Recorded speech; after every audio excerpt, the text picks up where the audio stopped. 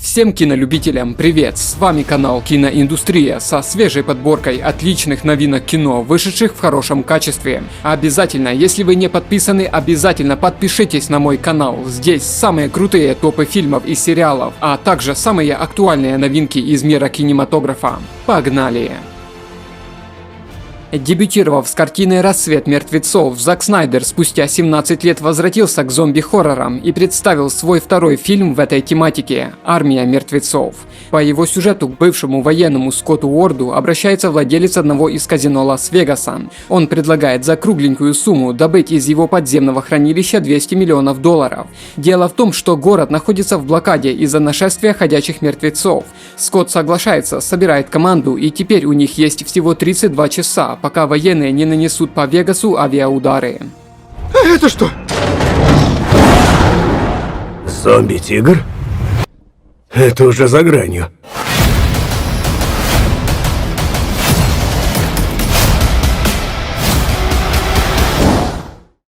Весьма интригующая научно-фантастическая лента «Кислород» повествует о молодой женщине, которая приходит в себя в закрытой медицинской криокапсуле. Она не помнит, кто она такая и как здесь оказалась. Единственный ее собеседник – это искусственный интеллект Мило, взаимодействуя с которым девушка узнает, что кислорода осталось на 90 минут. Преодолев приступ паники, пленница догадывается, что можно сделать звонок, а также находит информацию о себе в доступных базах данных. Тем временем уровень кислорода неумолимо падает. Предупреждение. Уровень кислорода 35%. Может, я под землей? Прерывание. Уровень кислорода достиг критического значения. Друзья, вы заметили, что все меньше снимают исторических фильмов, при том, что любителей погрузиться в атмосферу времен рыцарей, гладиаторов или викингов довольно много. В последнем случае, правда, всегда можно поиграть в мобильную стратегию «Викинги», где у каждого есть возможность не только смотреть за сражениями этих скандинавских воинов, но и принимать в них участие. Хочешь завоевывать новые земли, вести преданных ярлов к новым свершениям, расширять свою империю, тогда «Викинги» — это то, что тебе нужно. Блестящая военно-экономическая стратегия, динамичные битвы, красивейшая графика и удобнейший геймплей, возможность сражаться с игроками со всего мира. Все это делает «Викингов» одной из лучших игр в своем жанре. Лично я просто обожаю после рабочего дня переключиться и погрузиться в этот суровый скандинавский мир, узнать, как там дела у моих воинов, какие из набегов завершились успехом, разделить добычу. Обязательно посмотреть, что в войске и городе можно прокачать, какие доспехи, оружие, здания можно усовершенствовать. А еще ей кажется, что в мое отсутствие я был кем-то атакован, а значит, пора трубить сбор и собирать воинов для ответного штурма. В общем, очень интересно. Может, и для тебя настало время эпичных завоеваний и величайших подвигов. Качай «Викингов» по моим ссылкам в описании и ощути сам этот скандинавский дух средневековья. К тому же этим ты поможешь развитию моего канала. Удачи! Экранизация одноименного романа от режиссера шедевральной «Ветреной реки» с весьма нехилым актерским составом. «Те, кто желает мне смерти», рассказывает о бывшем смоук-джампере Ханне, которая вот уже как год оставила эту должность, потому что считает себя виновной в гибели коллег. Как-то раз женщина замечает в лесу напуганного мальчика Конора, который с ужасом рассказывает ей, что за ним охотятся наемные убийцы. Вместе с парнем Ханне предстоит спасаться не только от киллеров, но и от разбушевавшегося лесного пожара. Усложним им немного жизнь.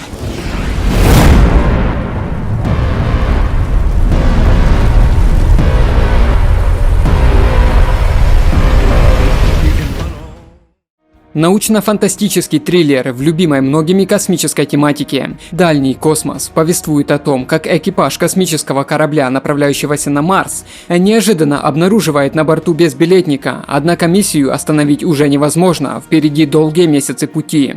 Более того, после серьезной аварии команда понимает, что ресурсов до конца полета на всех не хватает. Перебрав все возможные варианты, экипаж приходит к неутешительному выводу: от безбилетного пассажира нужно избавиться. Но как можно на такое решиться? Вы должны быть морально готовы к тому, что произойдет. Кислорода не хватит на всех. Я не дам тебе погибнуть. Экранизация одноименного романа, находящийся в разработке еще с момента его публикации в 1993 году, «Без жалости». По его сюжету морской пехотинец Джон Келли не раз отправлялся в смертоносно опасные командировки, но его главный враг оказался совсем рядом, на улицах родных американских городов. Там в результате нападения русских наемников гибнет его жена, и, разумеется, главный герой вступает на путь отмщения. Однако по ходу миссии Джек невольно раскрывает тайный заговор, который угрожает миру новой тотальной войной. Без жалости.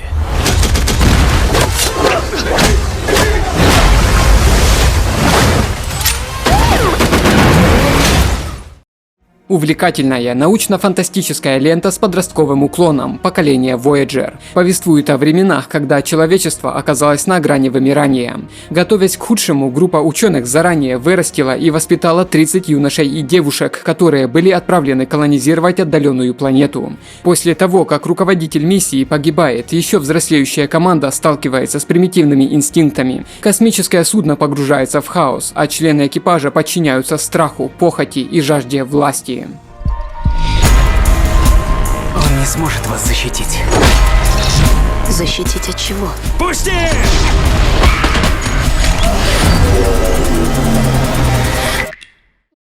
Основанный на реальных событиях, атмосферный триллер «Игры шпионов».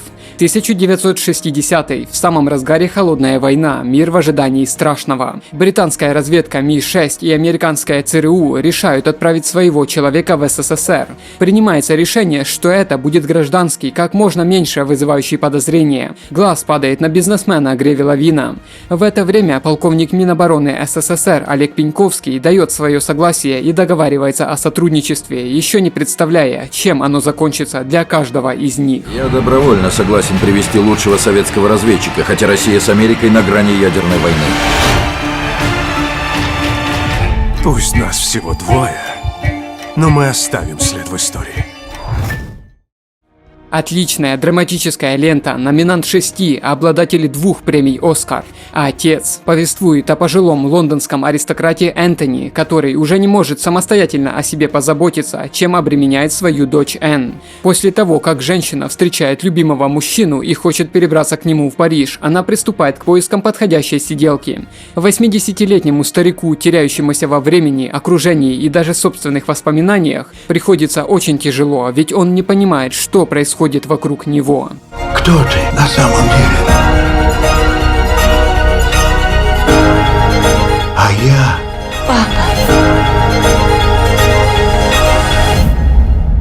Кто я на самом деле?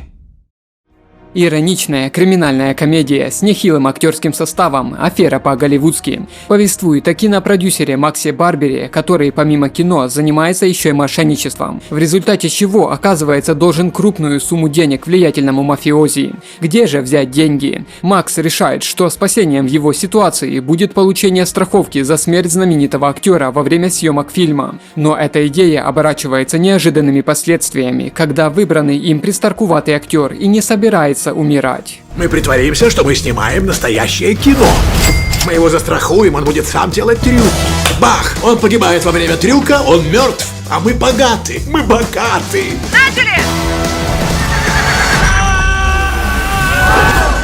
Дюк Монтана! Если бы он сейчас был жив, он бы сказал... Я эта чертова лошадь! Дюк, боже мой, ты живой? Если бы не вы, я бы давно уже лежал на кладбище. Очередная суровая и жесткая южнокорейская криминальная драма. Узнав, кто является режиссером фильма, я ничуть не удивился его уровню, ведь именно Пак Хун Джон снял мой самый любимый фильм, в общем, «Ночь в раю». По его сюжету Тхэгу отклоняет предложение босса конкурирующей группировки перейти на его сторону, и вскоре в аварии гибнет его сестра и племянница. Парень вершит возмездие, и теперь войны между кланами не избежать. Тхэгу отправляется залечь на дно на отдаленном острове, но смерть следует за ним по пятам.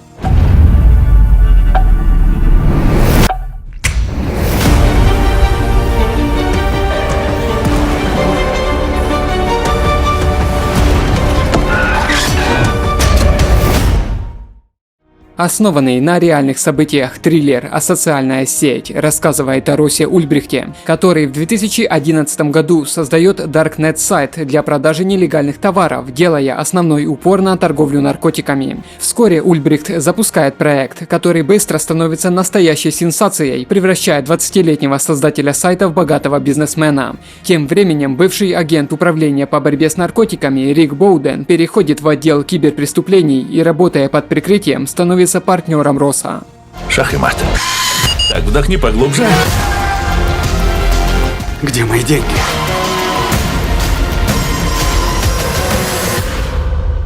Мы построим новый мир.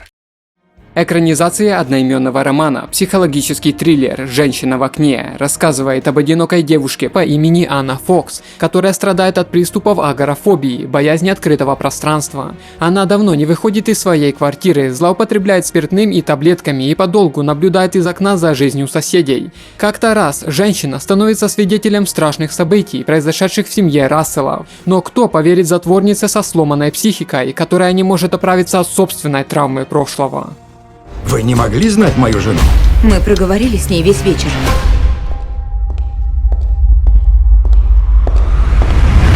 Я Джейн Рассел. Не обойдем вниманием яркое и, судя по всему, недешевое китайское фэнтези под названием «Мастер Инь и Ян». Сюжет фильма основан на мобильной видеоигре Инмайоуджи и поведает о двух волшебных мирах, где бок о бок живут люди и монстры. Желая защитить свой город, главный герой Цин Мин заключает договор с группой монстров, чтобы те помогали ему с охраной. Но вскоре новым товарищам предстоит столкнуться с неведомой угрозой. Летающие войны, боевая магия, опасное чудовище – здесь все то, чего мы ждем от китайского фэнтези.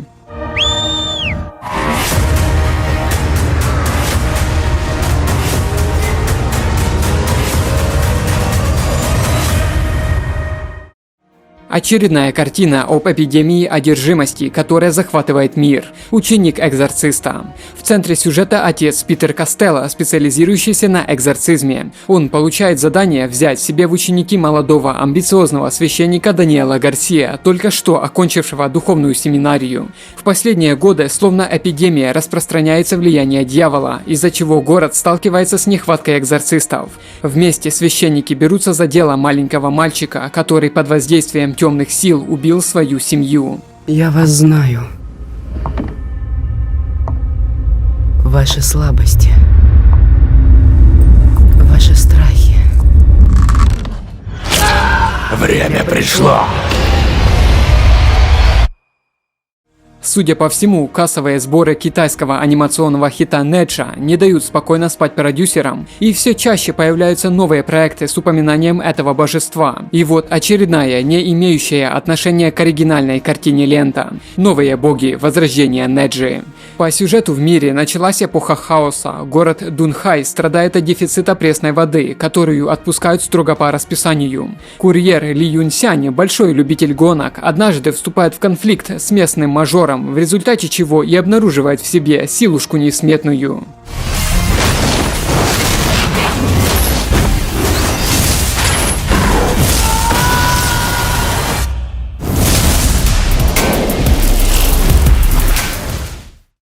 Очередная лента про акул, ничем не выдающаяся, но любителям темы вполне может быть интересна. В пасти океана. Согласно сюжету, в погоне за яркими впечатлениями и эффектным отпуском, компания друзей и их девушек отправляется на безлюдный коралловый остров. Но предвкушаемое блаженство оборачивается борьбой за жизнь, когда их самолет терпит крушение посреди океана. Спасательную шлюпку быстро обнаруживают белые акулы, которые намерены во что бы то ни стало утащить неожиданный деликатес на дно. Все быстро из воды!